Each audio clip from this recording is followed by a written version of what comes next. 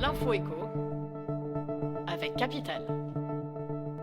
Le chiffre du jour, 5100 €. C'est le prix d'une bouteille de vin servie par erreur au Hawksmoor Steakhouse, un restaurant de Manchester.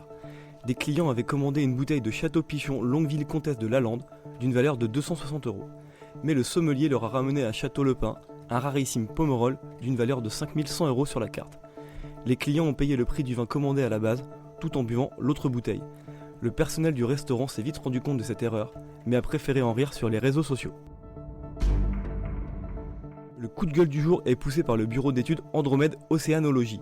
Il dénonce l'impact des gros yachts sur la Méditerranée. En jetant l'ancre, il saccage les fonds marins et notamment la Posidonie, une plante qui tapisse les fonds de la mer. Les autorités devraient prochainement tenter de remédier à ce problème. Le mouillage des bateaux de plus de 24 mètres en Méditerranée va être encadré. Une peine d'1 an de prison et une amende de 150 000 € seront prévues en cas de non-respect de zones de mouillage. Édouard Philippe et le gouvernement ont de nombreux projets pour booster l'emploi. Plusieurs pistes sont lancées dans une circulaire envoyée au préfet par le Premier ministre. Parmi elles, la garantie pour les jeunes souhaitant débuter un apprentissage de trouver un employeur. Ou encore l'instauration d'un bail mobilité de 1 à 10 mois pour les jeunes, mais aussi les chômeurs et les salariés.